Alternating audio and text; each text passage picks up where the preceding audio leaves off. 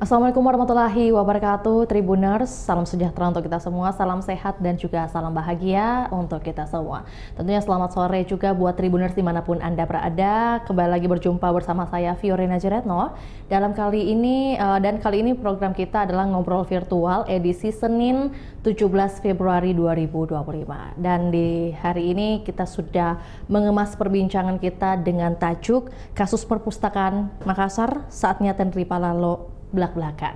Dan ini juga untuk mengawali perbincangan kita dengan Ibu Tenri bahwa Mahkamah Agung telah menetapkan perkara yang menyeret nama mantan Kepala Dinas Perpustakaan Kota Makassar, Tenri Apalalo, dinyatakan tidak bersalah seusai dengar amar putusan yang menolak kasasi Jaksa Penuntut Umum Kejari Makassar atas dugaan korupsi pembangunan gedung perpustakaan Kota Makassar. Dan tentunya putusan tersebut juga menjadi angin segar bagi Ibu Tenri bersama keluarganya, dan suatu kebanggaan juga kita bisa langsung bersama dengan Ibu Tenri hadir bersama Vio di studio Tribun Timur, dan kita akan mengupas bagaimana kisah atau juga perjalanan beliau hingga bisa divonis bebas oleh Mahkamah Agung. Langsung saja kita sapa. Selamat sore Ibu Tenri. Ya, selamat sore. Bagaimana kabar Ibu Tenri? Baik. Baik ya. Sekali ya. Alhamdulillah. Terima kasih Bu sudah mau datang ke Tribun Timur Bu ya. Saya juga terima kasih banyak ke Tribun Timur atas perhatiannya. Saya kira ini pertama kalinya saya tampil di media. Ya. Baik. Dan untuk itu pertanyaan mungkin terdengar klise Bu, tapi kabar itu yang terpenting untuk ditanyakan. Kabar Ibu Tenri setelah ditetapkan bebas oleh Mahkamah Agung dan telah bebas keluar dari rutan ya. Kita tahunya bahwa 5 tahun lamanya 5 bulan. 5 bulan maksud saya, waduh, mohon maaf Bu, 5 bulan lamanya berada di rutan, dan pasti ada kisah-kisah yang bisa diceritakan kepada kita. Ya. Jadi saya itu dinyatakan tersangka pada 19 Maret 2023. Ya. Saya jadi teringat. Baik. Setelah asar, Jumat setelah asar, kemudian saya ditetapkan tersangka, dan saya tidak menganggap bahwa saya tersangka ini saya kaget. Baik. Hari waktu selesai ditetapkan tersangka, saya pamit dulu untuk sholat. Setelah tersangka itu saya tahu saya akan ditahan. Dan seperti yang kita ketahui bahwa kalau korupsi itu kan harus pakai rompi, tangannya diborgol, suka disorot-sorot wajahnya sama wartawan. Ya, karena ini saya sebagai kepala dinas, saya mengemban tugas negara, dan saya merasa ini saya tidak melakukan apa-apa tentang itu. Dan di depan saya ini juga pejabat negara, ini para jaksa ini kan juga pejabat negara, Kapitsus ini kan pejabat negara yang menyebut saya tersangka. Dia menjalankan tugas, saya menjalankan tugas, sama-sama kita menjalankan tugas, sehingga saya izin pergi sholat asar dulu. Sudah sholat asar, saya sudah lihat ada rompi, ada borgol, saya bilang sama mereka, sini rompi dan borgolnya saya pakai gitu, berangkat nih, supaya saya bisa dapat maghrib di rutan. Ya. Baik. Dan itu kita mengulang, dan hari itu saya tidak, kalau diputar lagi, netizen menyebut saya begini, sudah tersangka korupsi masih tertawa. Saya tidak tahu dari mana. Ini saya kira semua yang bergerak hari itu adalah atas restu Allah, dan saya memang tidak menangis hari itu. Tidak juga yang saya ada dalam pikiran saya bahwa ini adalah risiko jabatan, saya harus jalani dan saya harus buktikan bahwa saya tidak korupsi. Itu. Dan saya ambil pakai sendiri rompinya, di borgolnya dibantu pasang, kemudian saya jalan ke lift, saya balik melihat Kapitsus, dia sampaikan, nanti kita ketemu di pintu di sorga ya. Kita ketemu di sorga ya. Saya masih ingat itu. Terus turun ke bawah, saya lihat sudah persiapan jumpa pers. Kemudian saya balik lihat wartawan, karena saya melihat banyak sekali wartawan hari itu. Dan kalau kemarin kan saya suka menemani ini wartawan meliput. Saya pernah jadi Kabah Humas, saya pernah wartawan, dan hari ini saya yang diliput. Maka saya balik menyampaikan, mohon doanya Bunda selamat. Doakan Bunda ya. Saya masih terus masuk dia. Saya ada orang yang menghubungi suami saya menunggu di lapas. Situ juga saya, dan saya tidak pernah menangis sampai nanti hari keempat baru saya merasa bahwa saya betul-betul berada di penjara. Apa yang harus dilakukan kalau kita berada di penjara? Kita harus menjalani proses hukum bahwa penanganan maksimal 5 bulan. Jadi saya ditahan 5 bulan penuh, setelah itu baru kami sidang. Artinya saya ditahan dulu baru berkas dilengkapi. Memang itu adalah haknya jaksa, ya. Nah, dari itulah sehingga dalam 5 bulan itu saya menemukan banyak pelajaran di dalam rutan. Baik. Saya hari itu ada 160, kurang lebih 160 tahanan perempuan dengan menggunakan kamar, kalau tidak salah rata-rata setiap kamar itu 24 orang hari itu. Bagaimana, apa yang pertama kali terbesit di pikiran Ibu? Apalagi kan kita tahu bahwa Ibu Tenri ini sebelum jadi Kepala Dinas Perpustakaan, pernah juga menjabat sebagai Kepala Dinas Perlindungan Perempuan dan Anak. Melihat hal tersebut, apa yang pertama kali ada di pikiran Ibu Tenri? Saya jadi bertanya begini, oh ternyata yang saya hadapi selama ini di depan tembok kecil sekali. Di balik tembok ini yang lebih besar, yang hampir tidak pernah disentuh orang, diketahui orang. Ada banyak kasus perempuan yang tidak melewati kami hari itu, ternyata sudah ada langsung ke rutan. Kan kalau kasusnya pembunuhan, berat-berat itu tidak sampai di pemberdayaan perempuan. Kalau ringan-ringan pemukulan, anak-anak di bawah umur baru polisi kirim ke kita. Kalau yang berat, enggak. Narkoba misalnya, enggak. Jadi saya lihat, oh ternyata ada yang lebih besar di balik kisah ini. Contoh, saya bertemu dengan perempuan yang usia sudah 18 tahun, sudah jadi pekerja seks komersil. Dan ada di tahanan tersebut? Ada di tahanan itu. Dan saya berinteraksi, bercerita orang menggunakan narkoba ternyata untuk bekerja. Terus bagaimana proses narkoba ini sehingga dia bisa ada di dalam, upaya-upaya yang dilakukan di luar, dan lain-lain. Apa yang saya temukan? Ternyata mereka yang masuk itu yang tidak punya dekeng. Kasihan kan? Ini kisah yang menurut saya sedih. Kita bekerja di luar ini, dan kita selalu merasa sukses, ternyata tidak. Kita tidak sukses. Karena kalau diurut ini kejadian, ada seorang perempuan terpaksa menjadi penjual narkoba. Gara-gara anaknya mau ulang tahun. Satu saset itu dia jual 150. Dikasih dasar, dia untung 50.000. Ternyata setelah pergi menjual, yang dia tempati itu mengantar adalah polisi, langsung dijakka lagi. Dan dia tidak pernah lagi melihat anaknya. Sampai akhirnya dia divonis 5 tahun penjara. 5 tahun penjara. 5 tahun penjara. Jadi 5 tahun itu dia tidak pernah lagi melihat anaknya sampai hari ini. Jadi kalau kita sudah di dalam itu, ada banyak cerita-cerita tentang perempuan yang menurut saya ini tidak adil. Dan saya selalu berpikir, oh mungkin ini Allah mau melengkapi pengetahuan saya betapa mengurus perempuan itu, kita tidak boleh bahwa sudah selesai. Tidak ada yang selesai menurut saya. Kalau dalam situasi begini, apa yang harus dilakukan? Bagaimana kita melakukannya? Mungkin kita selalu berpikir,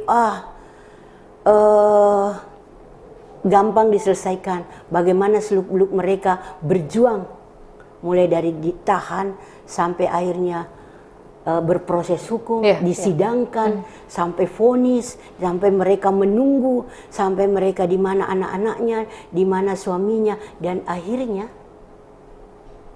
mereka kesepian. Kesepian itu tidak ada lagi orang yang datang menjenguk. Kalau sudah putusan 5 tahun ke atas, sudah tahun ketiga itu mereka tidak ada lagi yang jenguk. Jadi apa ya, pola kegiatan, interaksi di rutan tersebut bagaimana? Saya punya teman semua. Saya tidak di dalam tempat saja. Saya bertemu dengan mereka, saya bercerita dengan mereka. Saya hanya memang kan kita tidak boleh menulis. Itu kan karena saya anak binaan, namanya warga binaan, saya harus taat pada aturan-aturan. Misalnya, saya tidak boleh mempublikasikan apa yang saya dapat dari situ tentang tinggal di situ.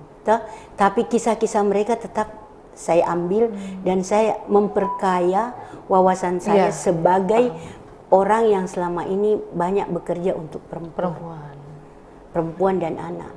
Jadi penderitaan di luar dengan penderitaan di dalam hampir sama. Buntutnya adalah intinya adalah bahwa ketakberdayaan itu menyebabkan kita harus menderita 2 kali. Perempuan itu begitu. Karena kita kalah dalam ekonomi, akhirnya kita harus menerima keadaan.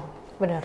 Karena kita ada yang misalnya mereka sudah di dalam 2 tahun, tiba-tiba misalnya dia sama-sama narkoba, dia mengambil alih, menyelamatkan suaminya, dia menanggung di dalam, tapi nanti tahun ketiga, tahun keberapa suaminya sudah pindah ke perempuan lain. Itu kisah yang kita hadapi. Ada juga yang harus melahirkan di dalam. Ini juga kayak secara tidak langsung menggambarkan bagaimana penderitaan hidup sebagai perempuan. Ya, kan ini fisik kita terkungkung di dalam. Kita tidak melihat bagaimana perjalanan dari A ke B. Jadi kita hanya hidup selama 5 bulan itu saya hidup di dalam. Saya menikmati misalnya bagaimana petugas harus mengurus kita. Bayangkan kalau 160 diurus sekian petugas.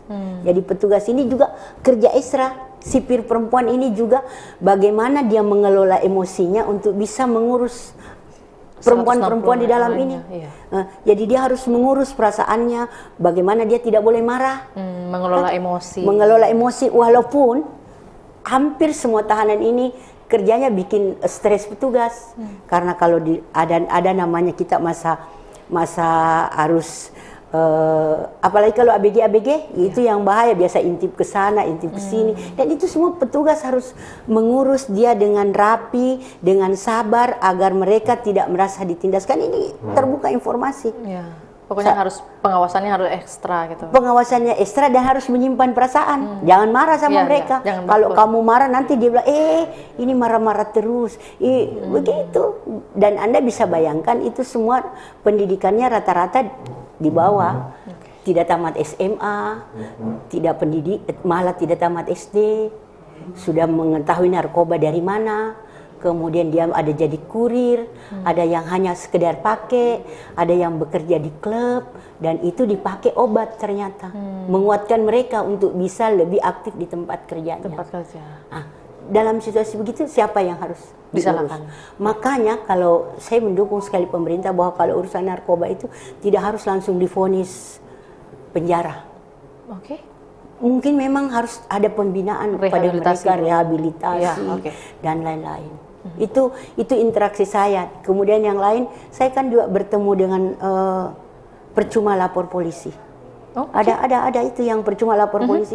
Saya juga ketemu dengan dia, bagaimana dia bercerita, bagaimana emosinya, dan menurut saya ini juga dia memperjuangkan dirinya. Jadi harus kita kuat memang memperjuangkan diri kita masing-masing. Karena kalau tidak kita mengalami penderitaan. Contoh saya di penjara.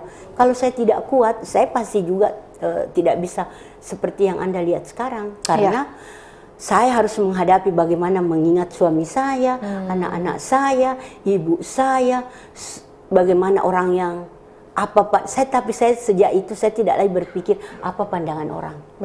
Tidak lagi kita memikirkan pandangan orang, pandangan siapa, tidak lagi. Kita kalau begitu kita sudah divonis pasti ada 2 pandangan. Begitu kita sudah ditersangkakan pasti ada 2 pandangan. Oh, memang itu atau tidak. Atau di mana ya uang 3 miliar itu, kan saya ditersangka pertama itu 3 miliar. Di mana ya uang 3 miliar itu disimpan? Nah, sehari-harinya pakai daster-daster terus, Ji. Bajunya juga yang murah-murah, Ji. Kayak gitu, begitu orang melihat sosok saya.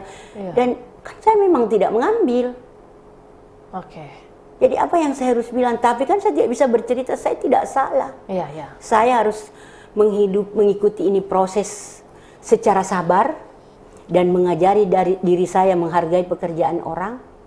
Ini kan pekerjaannya jaksa. Saya harus belajar menghargai itu proses. Nanti ada hakim nanti yang memutuskan, kita berjalan. Saya terima kasih banyak karena suami saya kan selama ini dikenal sebagai aktivis NGO. Begitu banyak orang-orang LSM, aktivis NGO yang datang membantu saya. Dan spesial saya mau mengucapkan terima kasih banyak kepada almarhum Bapak Ahmad Pinawang yang bersama tim yang menyampaikan kepada suami saya, kau harus kuat Yuda, ini istrimu insya Allah akan bebas. Masih tahap rapat pertama. Tapi mungkin terlepas adanya tersangka, ya, Ibu Tenri tersangka dan sebagainya, dukungan keluarga seberapa besar yang Ibu rasakan? Saya ini bisa berada di sini karena kalau kita sudah tersangka, jangan pernah berpikir banyak teman. Tidak ada. Yang ada itu adalah teman lama kita. Misalnya saya, teman lama saya kan Ibu Marhumah Majid. Itu memang jadi ketua tim saya. Ada Ibu Emma Husaima, itu teman aktivis saya. Ada tim-tim kita dari media. Ada dari Fajar, dari Tribun, semua tim media karena memang kita pernah ada di media. Jadi mereka datang, mereka bertanya. Ada malah Pak Ibnu itu orang pertama datang ketemu saya di sana, dan ada juga tim yang datang khusus merekam saya dan bertanya setelah masa-masa. Ya. Jadi ada perintah gitu ya dari pusat? Iya, ada dana DAK yang harus diselesaikan pembangunan. Lokasi sudah tersedia, semua sudah fix, tinggal dijalankan. Nah, makanya waktu itu, waktu disebut saya tersangka, saya kaget. Karena prinsip-prinsip dasar korupsi itu, misalnya kita merencanakan, mengambil keuntungan, mengatur-ngatur, itu semua tidak saya lakukan. Terus prosesnya bagaimana? Saya menegur, saya semua kalau perusahaannya tidak sesuai saya tegur, rapatnya terbuka, semua yang urut-urutan itu saya lakukan. Tapi bagaimana hubungan dengan dua tersangka lainnya? Ya mereka kan penyedianya, pengusahanya. Saya tidak mengenal mereka sebelumnya. Saya hanya mengenal mereka setelah pejabat lelang mengenal bahwa ini pemenangnya.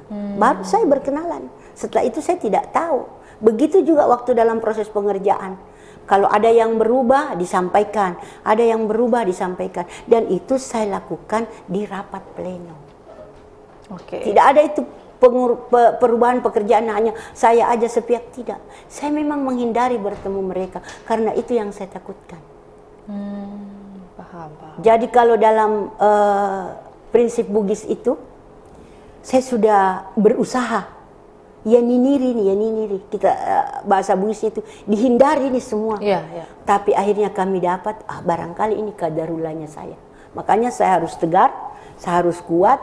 Dan kalau kemarin netizen pernah bilang begini pada saya, sudah tersangka korupsi masih tertawa. Saya bilang mohon maaf, itu bukan saya sengaja.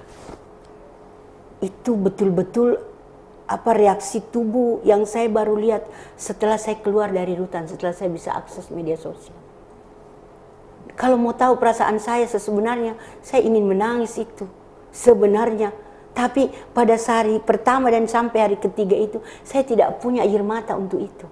Nanti setelahnya saya tidak, enggak. Saya meyakini pesannya ibu saya itu nak fuang, hanya satu Allah yang jadi kau yakin kalau betul-betul saya mendoakan kamu. Tapi ibu kan nggak bersalah. Ya. Kenapa ditahan selama 5 bulan? Itu kan wilayahnya jaksa. Jadi dia mungkin proses pengumpulan berkas, baru setelah itu baru dilimpahkan ke pengadilan. Karena hari itu saya ambeien berat, akhirnya tidak bisa diobat di rutan. Saya minta untuk jadi tahanan kota.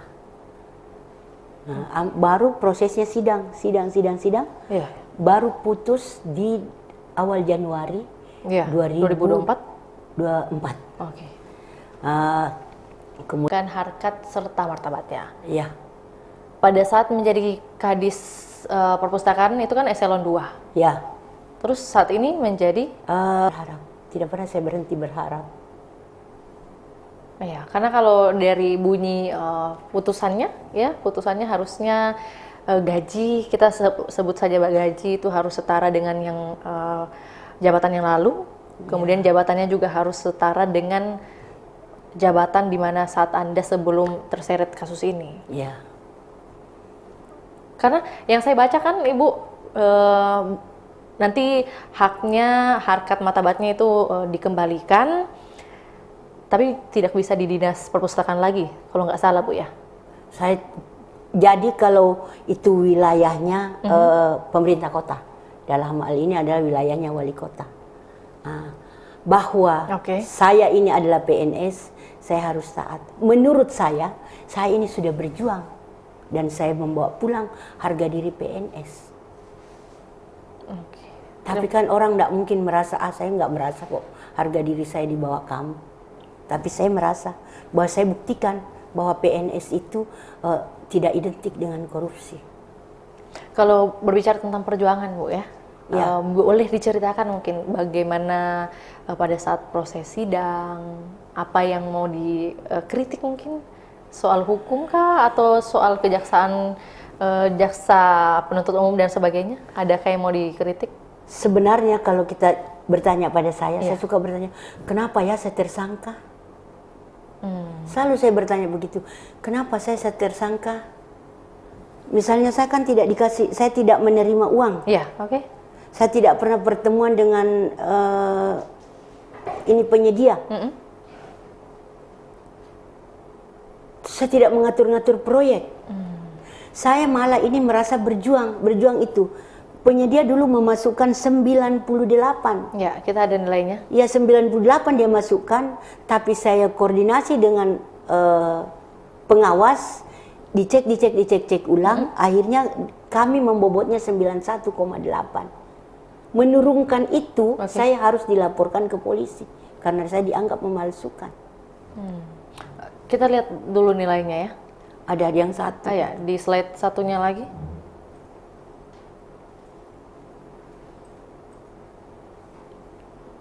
Yang angka-angka, ya. Nih perincian dana pembangunan gedung layanan perpustakaan tahun 2021. Iya. Nilai kontraknya itu kan sebesar 7 miliar 900 rupiah sekian. Iya. Yang jadi masalah adalah di realisasi. Kan ini saya pengusahanya mau 98. Kemudian kami rapat, kami menjadikan 91. Saya merasa itu saya berjuang untuk melawan korupsi, tidak sembarang membayar. Satu. Kedua, saya hanya membayar 70% dengan pekerjaan mereka 91,85%. Di 60% ini, di sini juga uang ditransfer ke bank.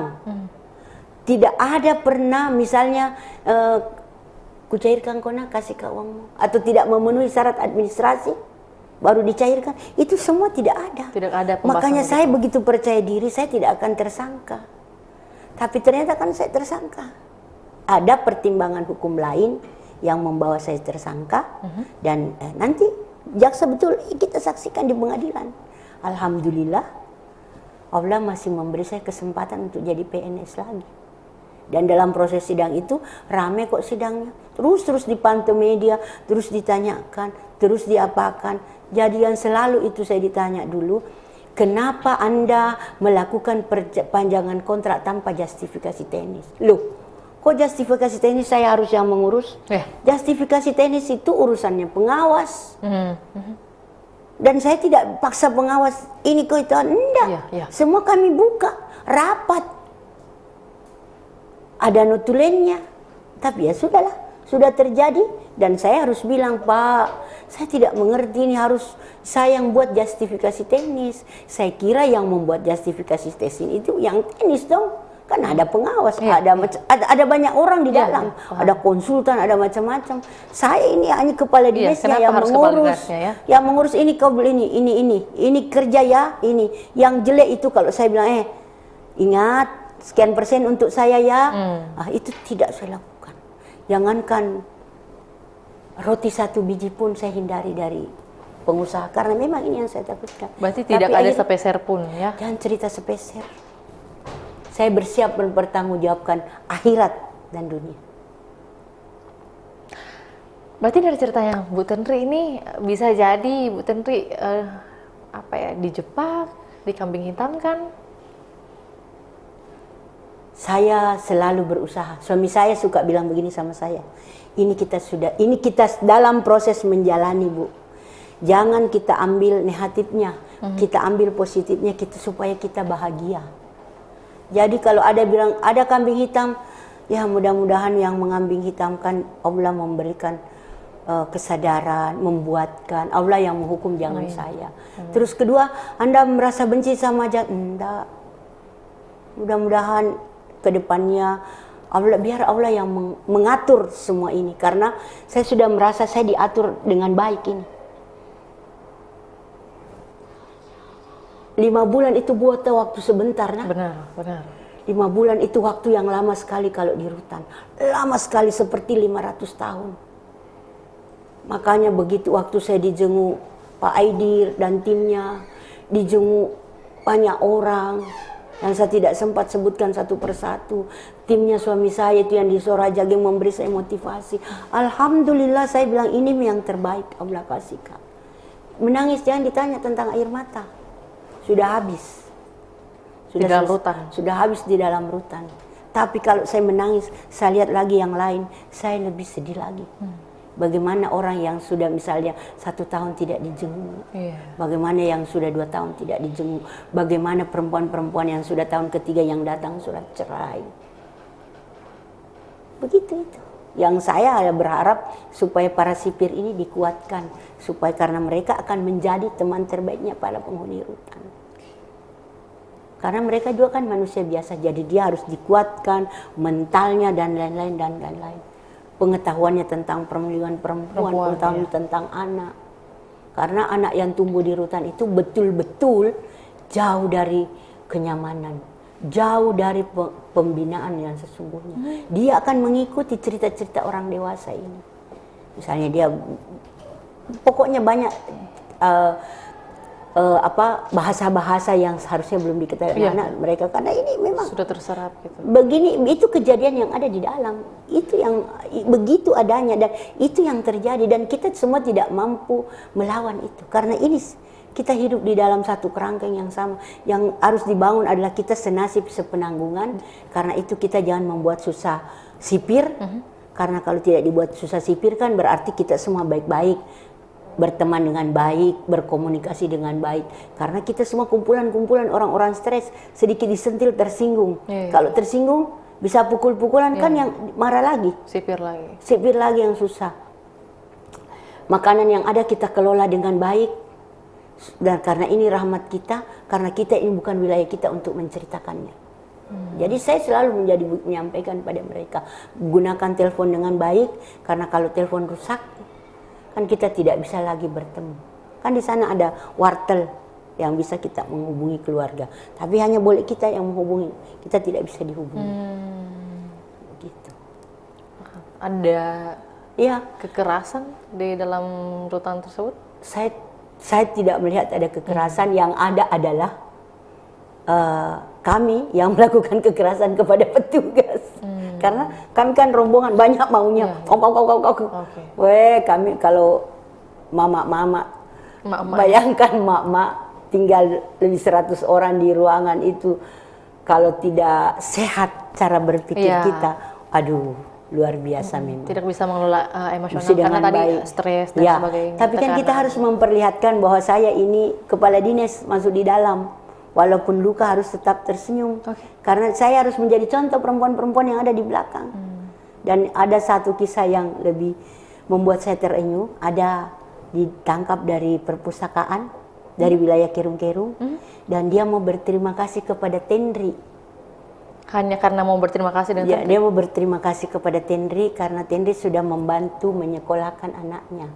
Berceritalah dia kepada teman kamarnya. Dan teman kamarnya tahu saya adalah Tendri yang dia cari itu. Setengah mati dia bercerita, cak.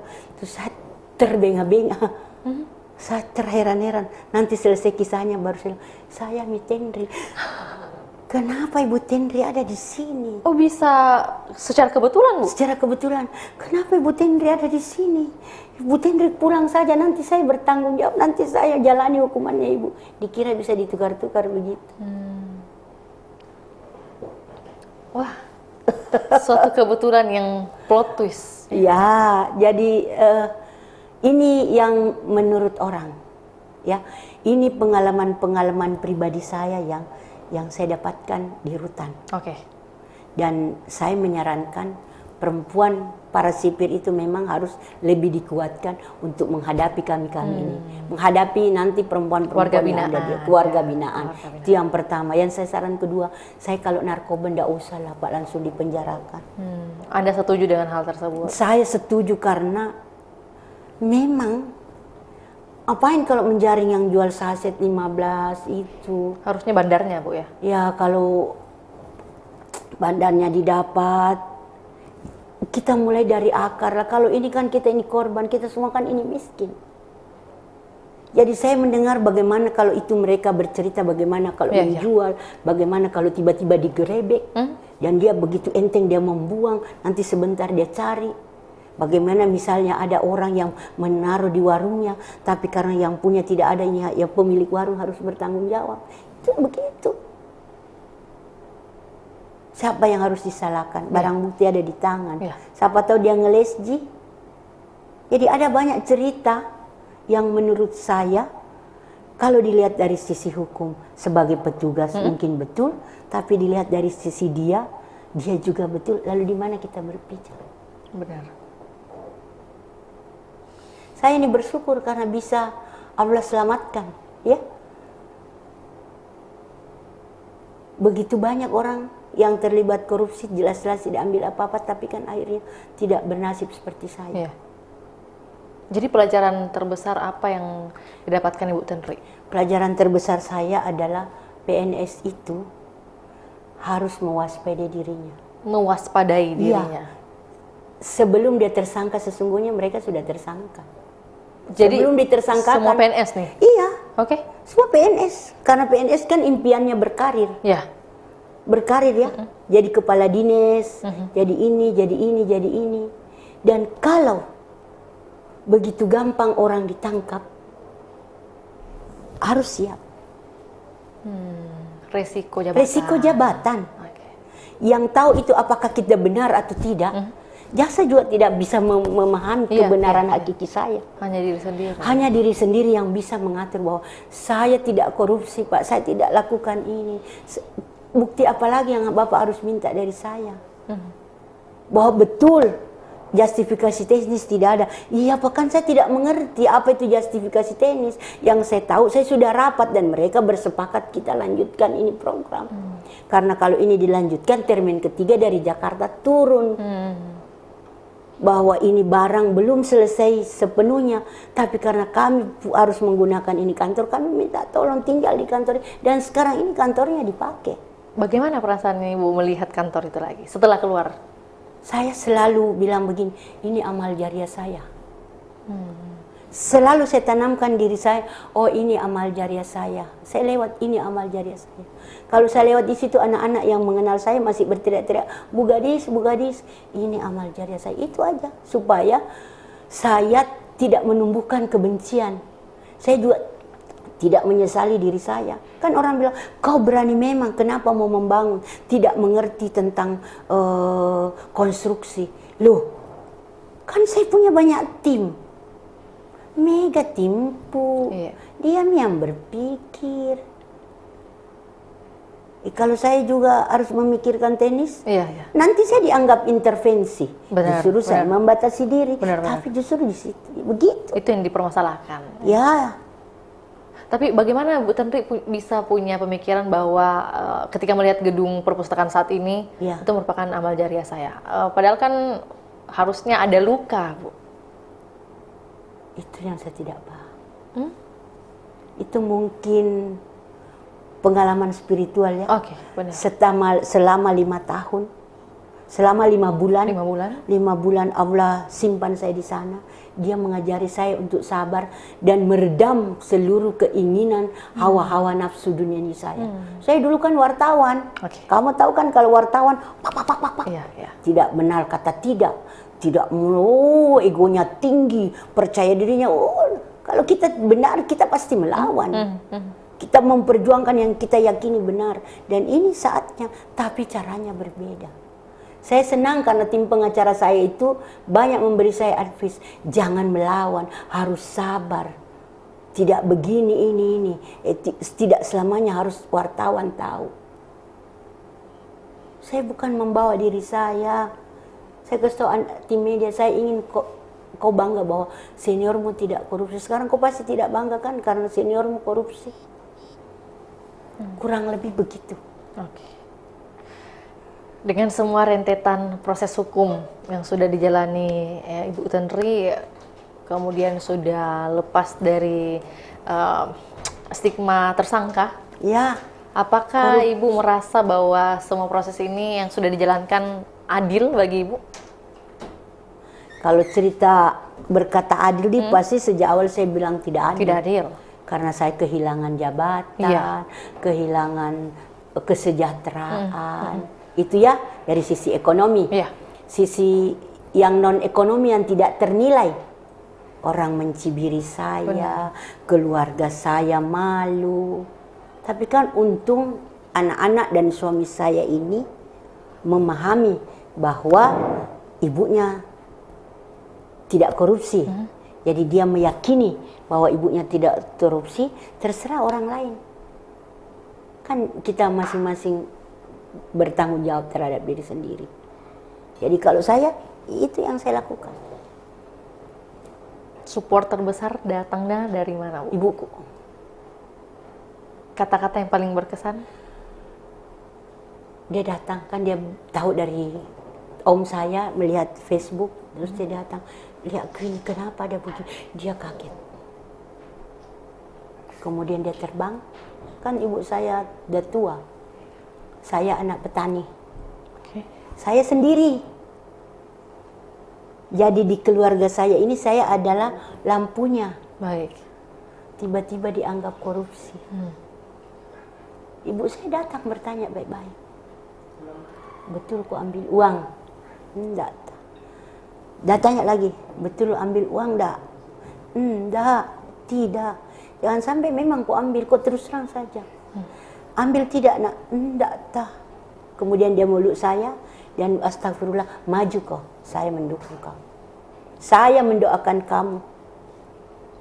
Sejak itu tiap hari dia membaca Yasin 7 kali sampai saya keluar dari penjara. Seluruh waktunya itu habis dengan doanya. Jadi kalau jam 12 malam, dia sudah duduk di tepi jendela kamar, membuka ke depan, berharap saya kembali.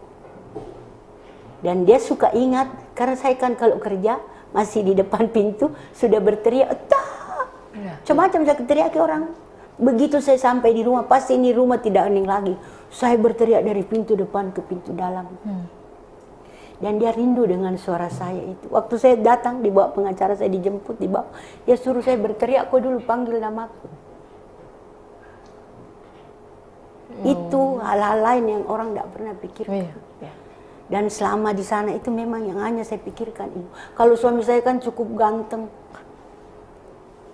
Dia bisa selesaikan dirinya. Anak-anak saya sudah dewasa lah. Tapi ini ibu saya kasihan, tidak ada anaknya.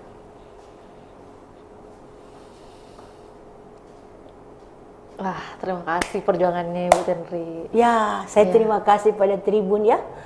Walaupun sebenarnya saya lama tidak mau, tapi karena Tribun biarlah. Hitung-hitung ini mengajari saya untuk sabar. Mungkin ada kalimat saya juga yang tidak berkenan. Baik. Saya minta maaf. Saya merasa kita saling memaafkanlah. Biar Allah yang tahu. Toh kita akan dihisab nanti, kita akan bertemu lagi. Ini kan pengadilannya dunia. Pengadilan akhir belum selesai. Betul. Kita akan bertemu lagi. Dengan adanya ketidakpahaman orang-orang, kesalahpahaman orang-orang mengenai Ibu Tenri, sampai ada stigma bahwa koruptor dan sebagainya. Dalam kesempatan ini Ibu Tenri punya kesempatan untuk bisa berbicara kepada masyarakat Kota Makassar khususnya nih Bu ya. Pesan apa yang ingin Anda sampaikan mungkin dari lama, tapi baru kesampaian saat ini? Saya mau bilang begini. Kalau Anda melihat ada orang tiba-tiba misalnya tersangka, jangan keburu-buru kau ikut komentar. Jangan sampai kamu membuat dosa jariah. Karena dunia pemerintahan ini banyak orang tidak paham. Wartawan hanya melihat dari luar. Orang tidak tahu dari seluk-beluk ini, kemana pesan, kemana, rentetan A, rentetan C. Kalau memang saya tidak punya rentetan apa-apa. Saya mengurus ini independen, berdiri sendiri dan meyakini ini. Makanya kalau orang ada dekeng, tidak ada dekeng kalau saya. Terkait ini saya tidak. Waktu dia sampaikan, ini pemenangnya tidak cocok, harus dimenangkan nomor 2. Saya bilang sama konsultan hukum saya secara pribadi, itu Ibu Marhumah. Sebenarnya ini kita bisa menangkan, tapi tidak ada dasarnya. Resikonya lebih berat.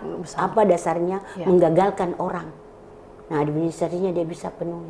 Jadi cara kita untuk bisa menyelamatkan ini proyek, dipanggil yang punya, disuruh tanda tangan, bilang tidak memindah tangankan, dia betul yang kerja dan lain-lain. Itu yang bisa kita lakukan. Karena ULP sudah memenangkan ini.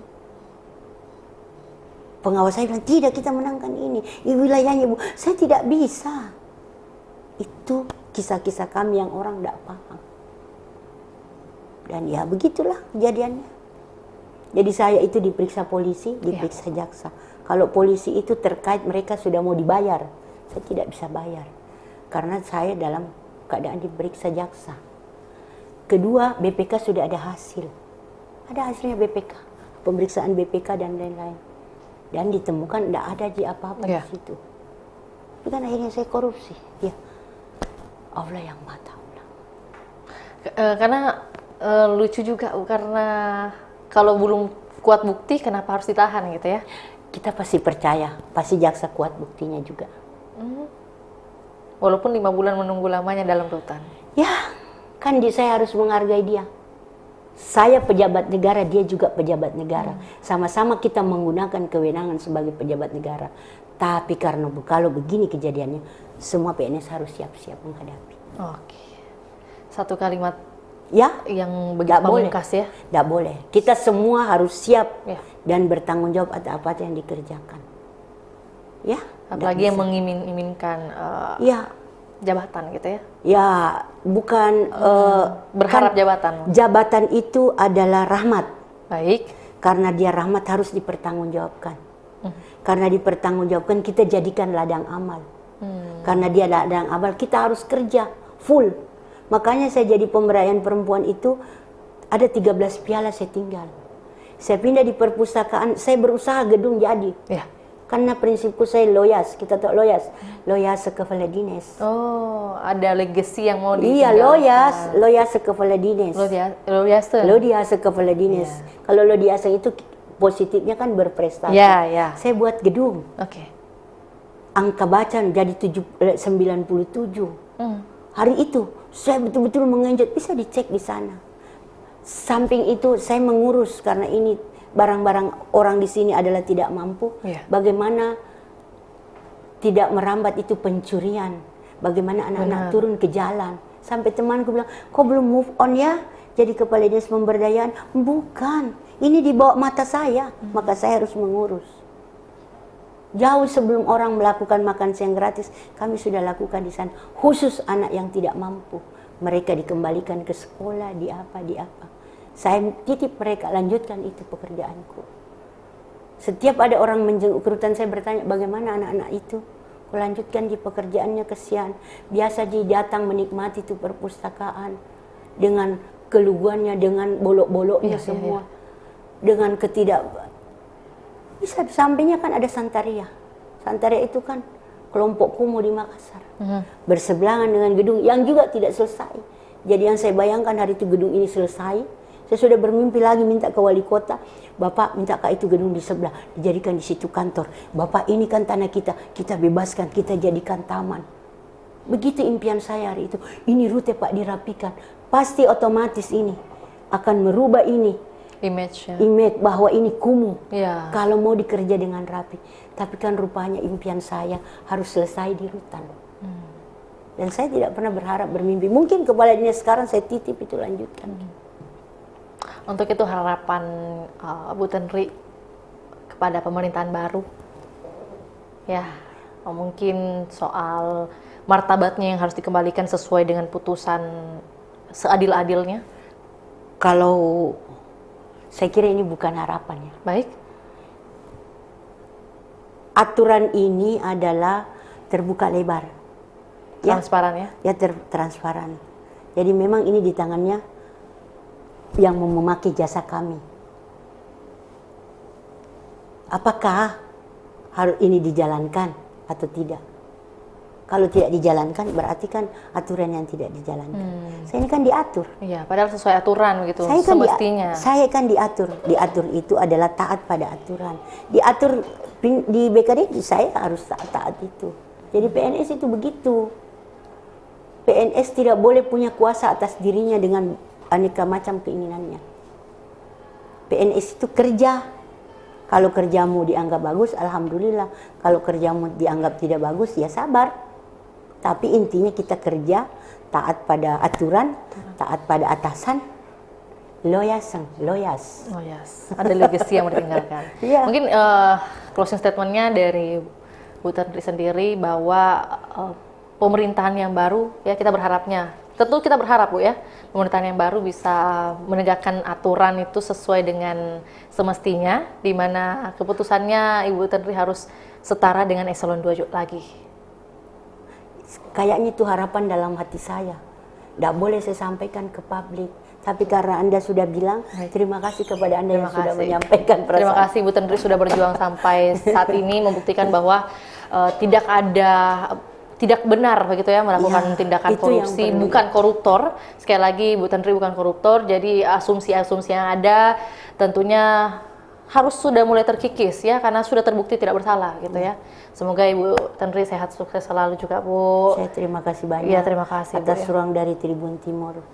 Ini go public saya yang pertama. Baik, terima kasih Bu sudah bersedia. Saya terima kasih juga. Baik, iya terima kasih juga. Semoga selalu diberi kelancaran, kemudahan dalam setiap urusannya. Amin. Ya Rabbal Alamin. Terima kasih Bu Tenri. Iya, terima kasih juga buat Tribuners.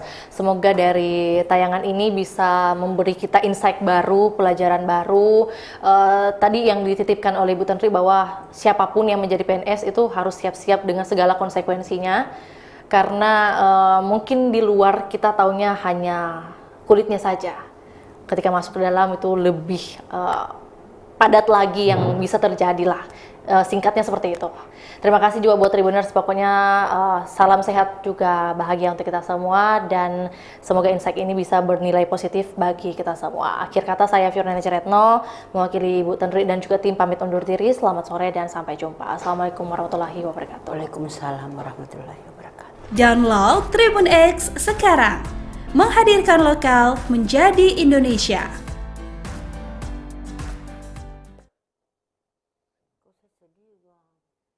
Saya juga sedih dari ceritanya Ibu, ternyata enggak semua diceritakan tadi di samping Bu ya.